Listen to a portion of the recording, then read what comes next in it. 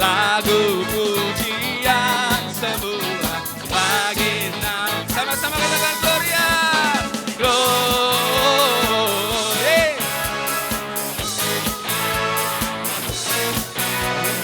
In excelsis Deo, Gloria, Gloria.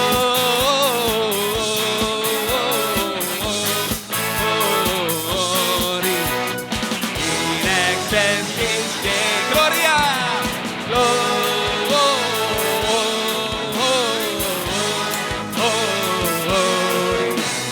In excelsis Gloria,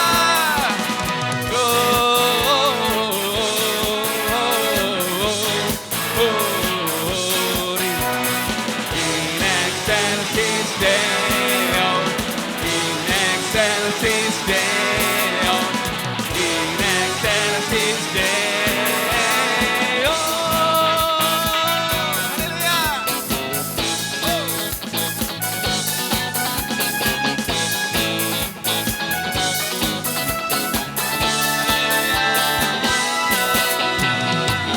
Bagian lagi tembak. Haleluya. Haleluya. Saya tiba-tiba teringat pertanyaannya anak saya. Satu kali dia sebelum tidur dia bertanya seperti ini. Papa,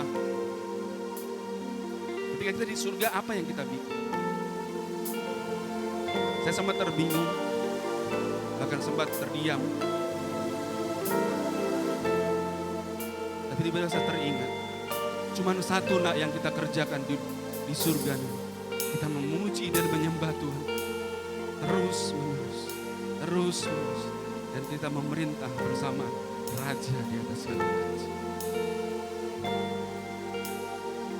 Kami menyembah Engkau di tempat ini Tuhan, bertahta atas pujian umat-Mu Tuhan.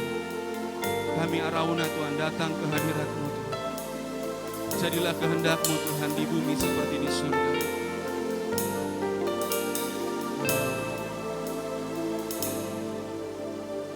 Kau alasan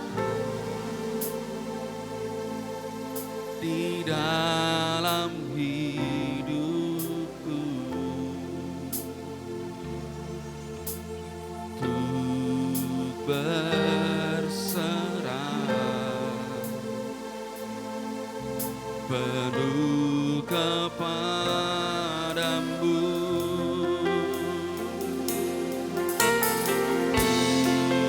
Di luar-Mu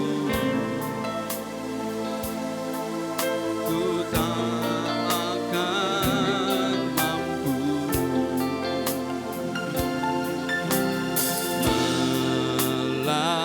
melakukan semua kehendak-Mu. Yesus penolongku, ku cari wajah-Mu. Kau yang ku perlu di setiap waktu. Tiada ku takut, sebab Kau besertaku. Karena Kau Tuhan di atas segalanya.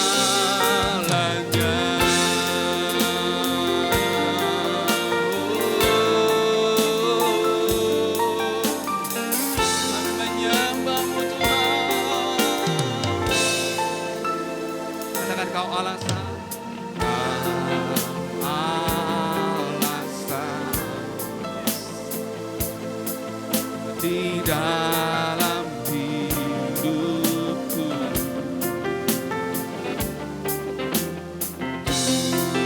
berserah penuh kepadamu. Di luar-Mu Tuhan kami tidak ada apa-apa. Di luar-Mu ku tak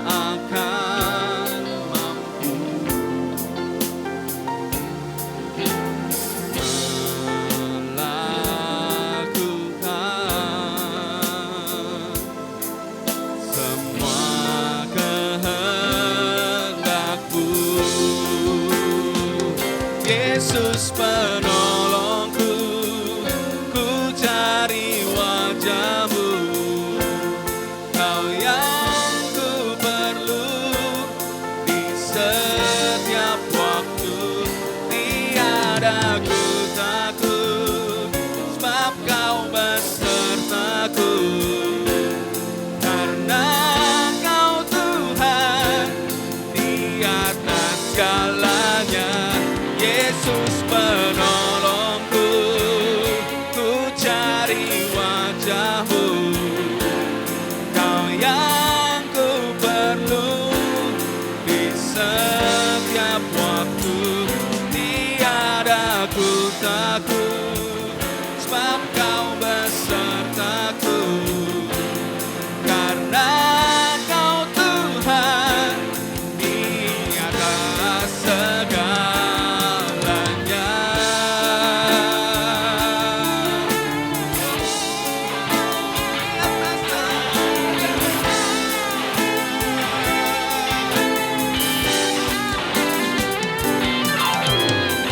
Kami menyembah Kau Tuhan.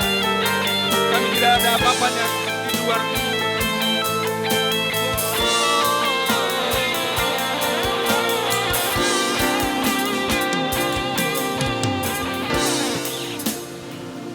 Yesus penolongku.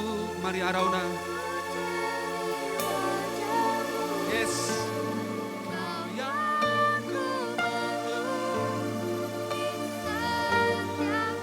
Yes, come on.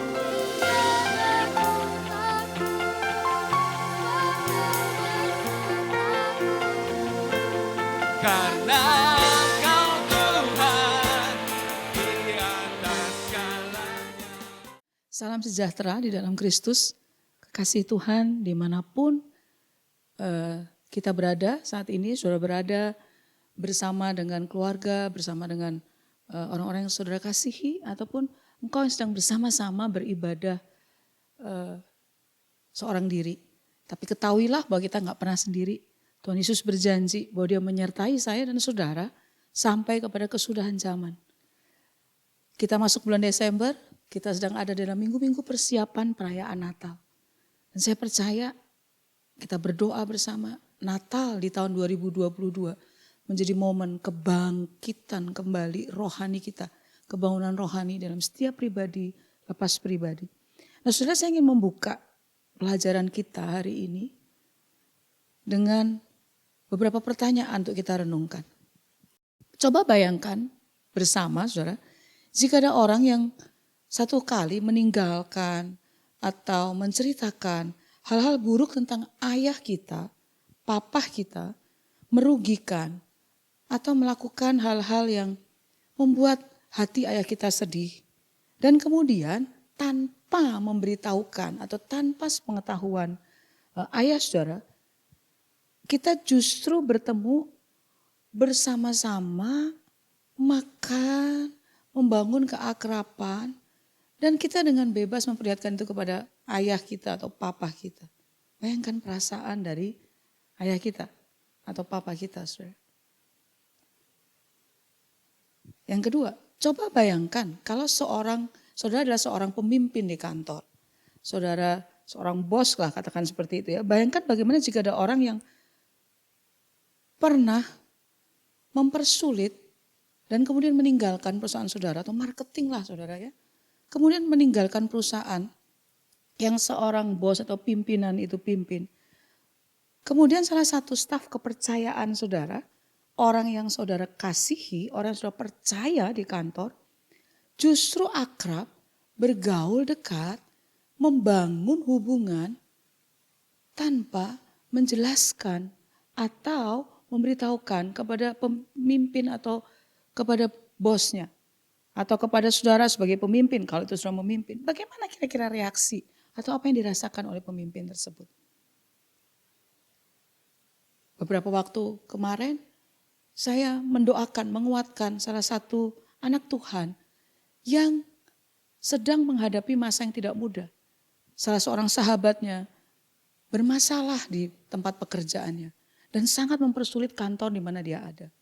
Dan pada waktu sahabat dari anak Tuhan ini mengajak untuk bertemu, mengajak untuk kongko bersama, maka anak Tuhan ini berkata, Kak, saya nggak bisa bersama. Kenapa? Karena dia sedang ada masalah dan sangat merugikan kantor di mana kami bekerja, di mana orang tersebut bekerja sebelumnya. Kenapa saudara?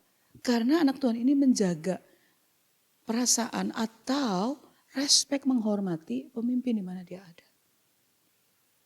Tentunya akan sangat mengganggu bagi seorang ayah atau seorang bos, seorang pemimpin tersebut. Kejadian yang kita renungkan, kita bayangkan tadi.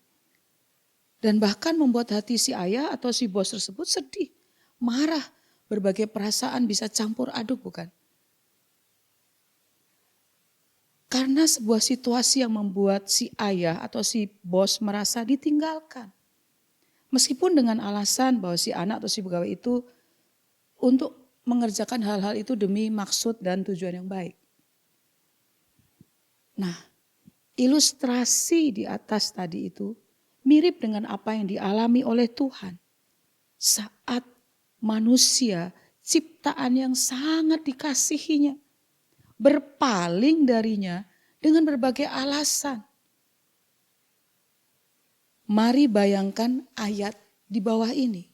Kejadian 6 ayat yang ke-5 sampai ayat yang ke-6. Ketika dilihat Tuhan bahwa kejahatan manusia besar di bumi. Dan bahwa ada segala kecenderungan hatinya selalu membuahkan kejahatan semata-mata. Ayat 6. Maka menyesallah Tuhan bahwa ia telah menjadikan manusia di bumi. Dan hal itu memilukan hatinya.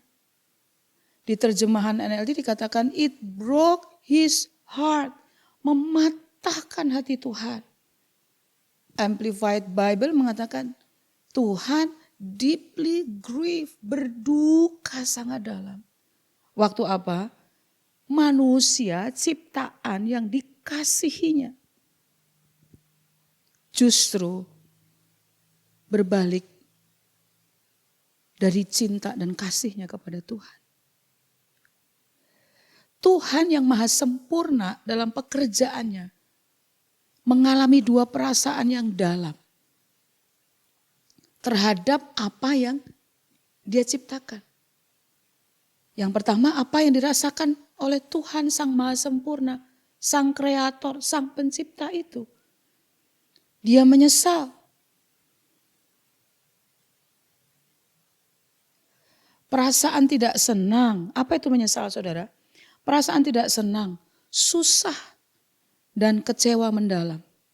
Tuhan melihat apa yang awalnya semua ciptaannya itu dikatakan begini, sungguh amat baik. Kita Kejadian katakan itu.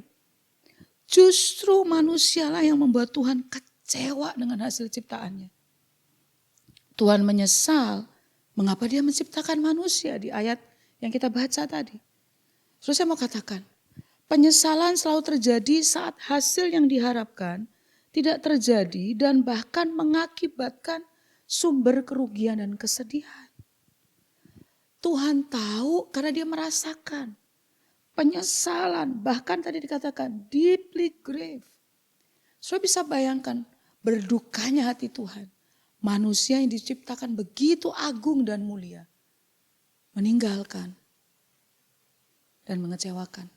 Bahkan membuat Sang Pencipta Agung itu menyesal. Perasaan yang kedua dari Tuhan yang maha sempurna itu. Dikatakan di Kejadian 6, tadi dikatakan apa? Memilukan hati. Apa itu makna atau arti dari memilukan hati? Membuat hati Tuhan hancur. Patah hatinya. Berduka dengan dalam. Saudara yang saya kasihi, setiap kali hati saya dan saudara memiliki kecenderungan yang membuahkan kejahatan. Saya ulang, kecenderungan yang membuahkan kejahatan. Artinya sekalipun itu baru di hati serta belum terlihat oleh mata fisik atau berbuahkan dalam perbuatan. Tapi itu semua sangat membuat hati Tuhan hancur. Saya pakai istilah divine heartbreak. Setiap kali kita melakukan hal yang jahat di mata Tuhan, melanggar, maka itu menghancurkan hatinya, memilukan hatinya. Kehancuran hati ilahi yang terjadi pada saat itu kita kerjakan. Bayangkan saudara, air mata Sang Pencipta itu mengalir dengan deras. Karena ciptaan yang paling dikasihi dan didesain terbaik. Siapa itu? Saya dan saudara, manusia. Bahkan dikatakan, dia menciptakan manusia. Saya dan saudara itu serupa dan segambar dengan Tuhan. Memilih kekacauan dengan mengejar kenikmatan, kesenangan diri sendiri. Saya boleh katakan, itulah sebuah pengkhianatan pribadi terhadap hubungan kasih antara Tuhan dan manusia yang dicintainya. Kenapa saya sebut pengkhianatan? Karena putuslah hubungan antara Tuhan yang penuh cinta, penuh kasih kepada saya dan saudara, manusia yang dikasihi oleh Tuhan. Saudara, apakah kita sadar atau tidak? Kita ini adalah makhluk kasih. Katakan saya adalah makhluk kasih. 2, 3. Saya adalah makhluk kasih. Tuhan merancang kita untuk mengasihi. Setiap kali kita kehilangan kasih saudara, kepada siapapun, maka kita pasti akan merasakan kekacauan di dalam manusia batin kita, inner man kita. Karena kita didesain, kita adalah makhluk kasih. Saya dan saudara adalah makhluk kasih.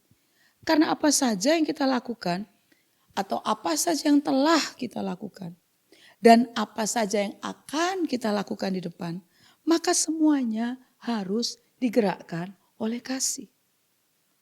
Bekerja, berkarya, berprofesi, melayani di dalam pekerjaan pelayanan, berjemaat, berkomitmen kepada gereja lokal, menjadi seorang anak kepada orang tua atau orang tua kepada anak, terhadap pasangan suami atau istri, harus digerakkan oleh kasih.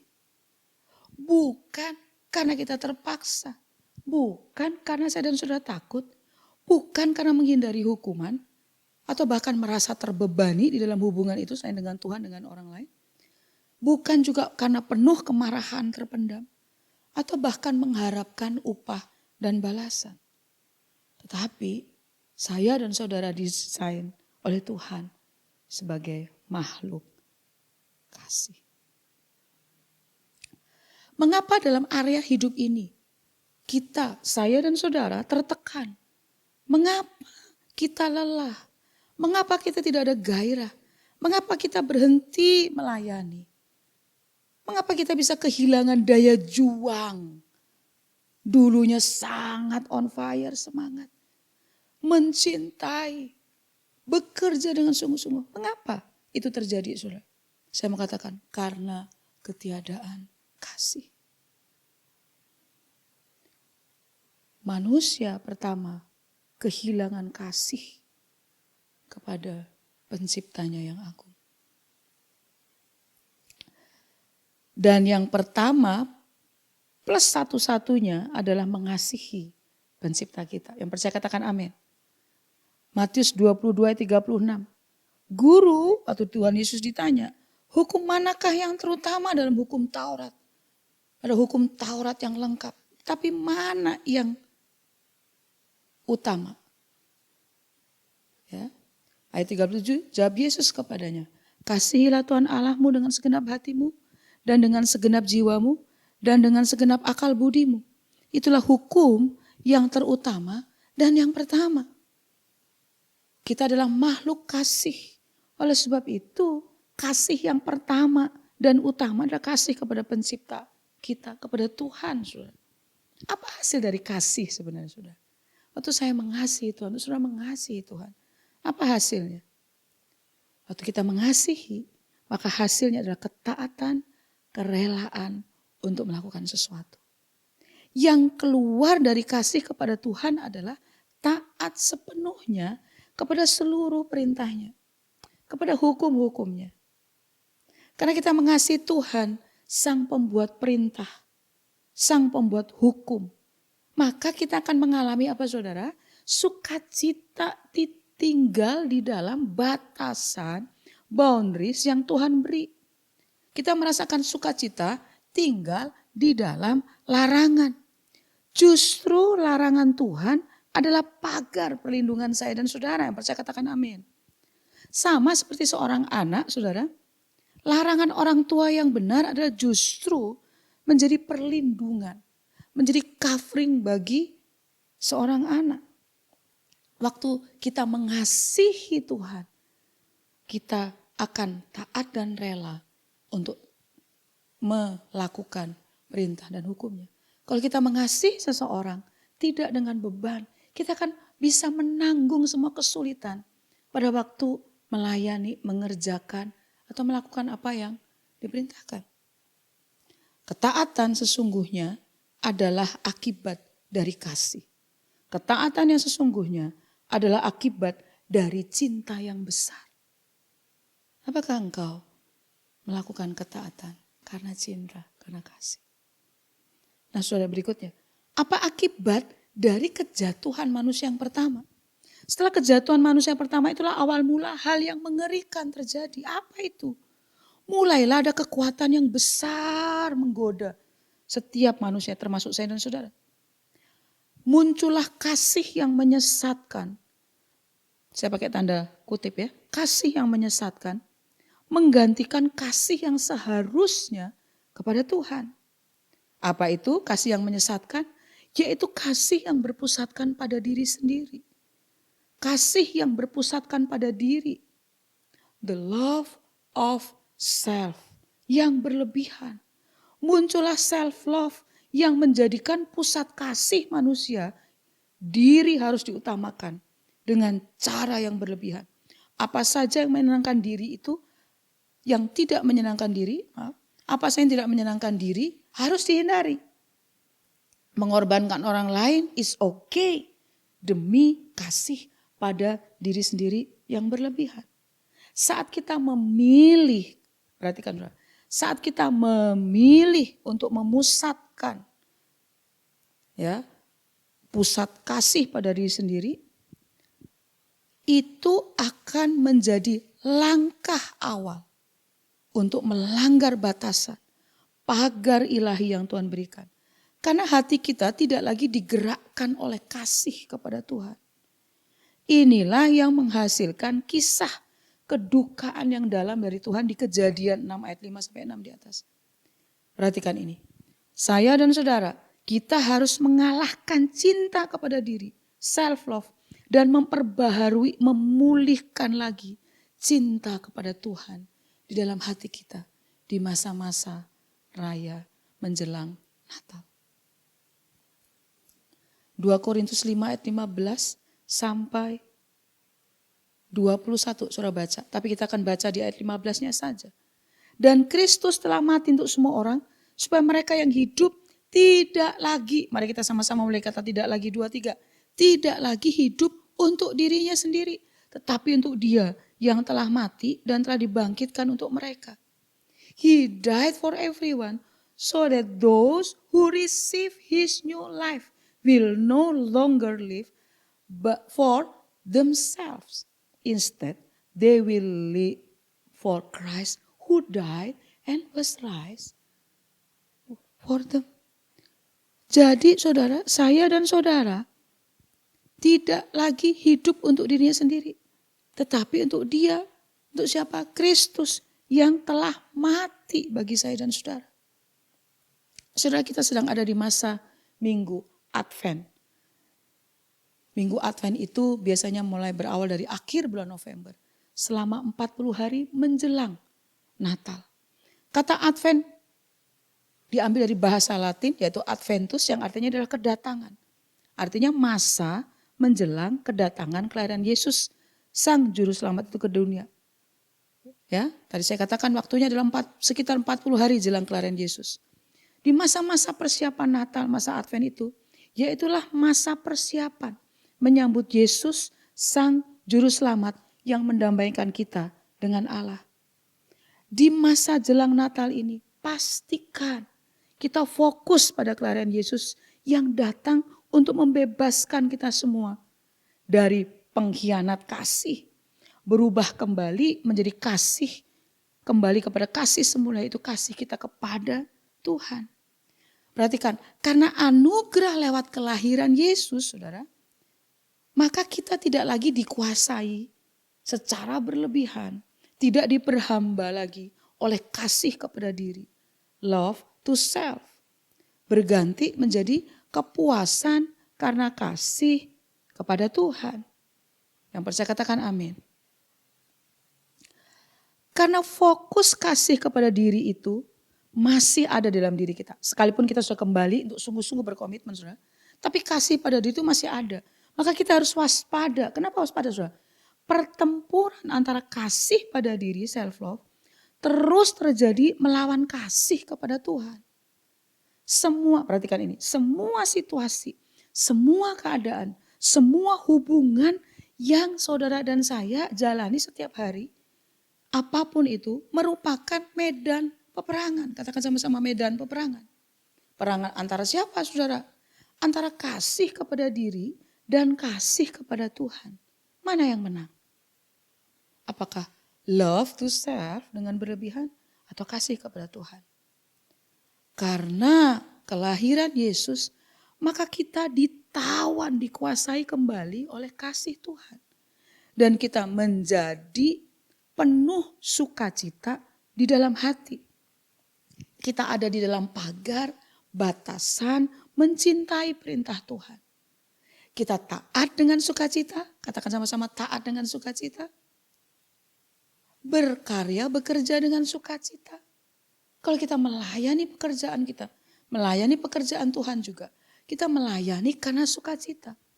Melakukan perintah Tuhan karena sukacita. Why? Karena itu lahir dari kasih, cinta yang kembali kepada Tuhan.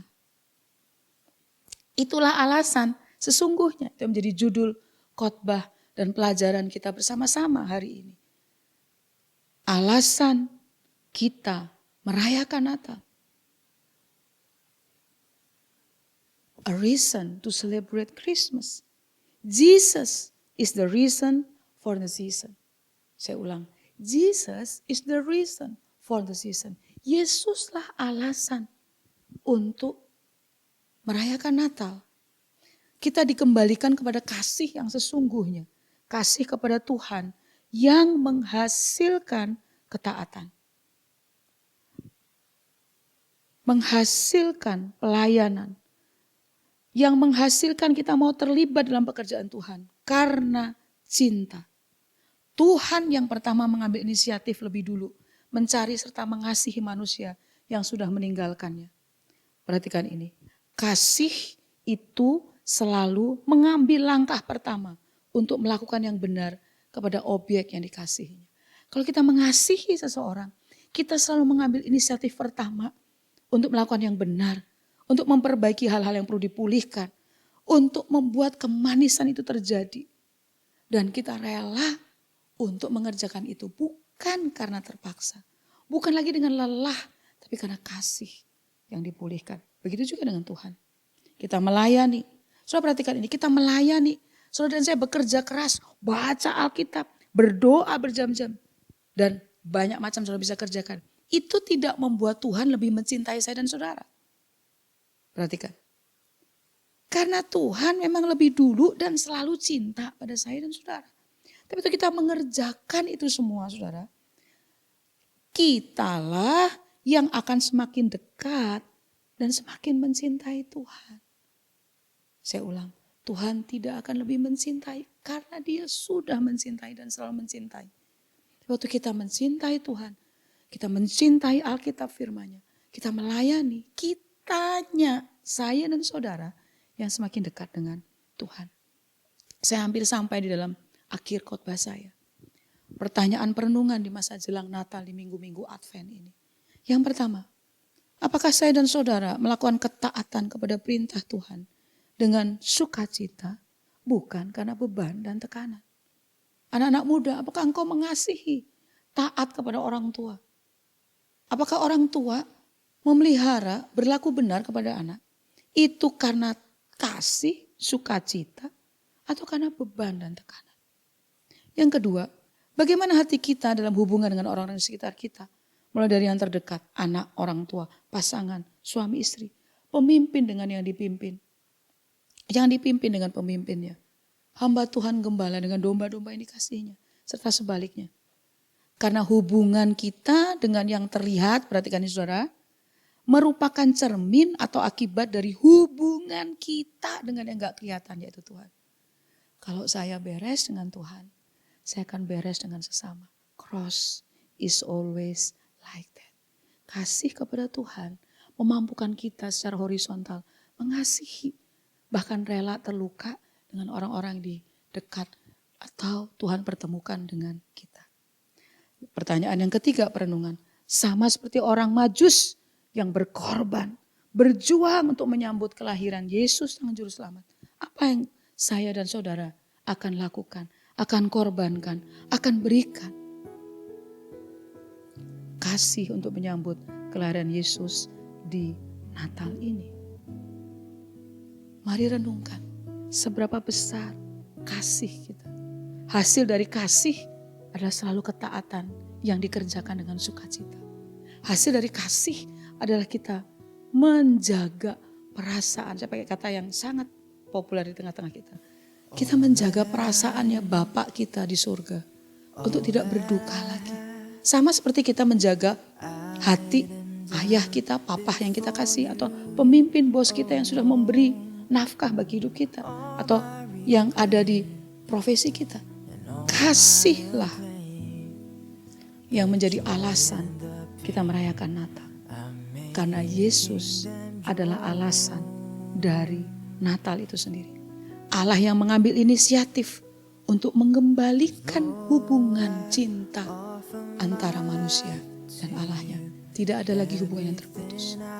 Saudara, saya berdoa supaya khotbah hari ini, pelajaran yang sama-sama kita pelajari, menolong kita, membuat kita kembali dan mengalami jamahan Tuhan. Mari kita tundukkan kepala. Bapa di surga, kami bersyukur untuk semua yang Tuhan kerjakan dalam hidup kami. Terima kasih, kami hampir mengakhiri tahun 2022.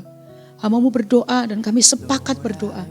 Siapapun kami yang sedang bersama-sama beribadah, dimanapun kami ada, entah kami sendirian, entah kami bersama orang-orang yang kami kasihi, jamah setiap kami. Supaya kami masuk di masa raya Natal ini dengan alasan yang benar. Kembalikan lagi hubungan kami dengan Tuhan. Kembalikan kami lagi hubungan dengan orang-orang di sekeliling kami yang Tuhan tempatkan, terutama orang yang dekat dengan kami. Biar kasih yang menjadi alasan kami merayakan Natal.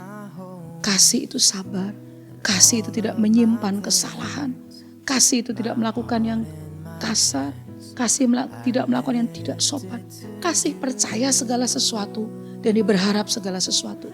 Kasih yang memampukan kami untuk bertahan di dalam semua perjuangan hidup, perjuangan hubungan, perjuangan dalam berkarya bagi Tuhan. Hamba-Mu mengangkat tangan pada saat ini, bersepakat dengan saudara kami kekasih, berdoa bagi bangsa dan negara ini.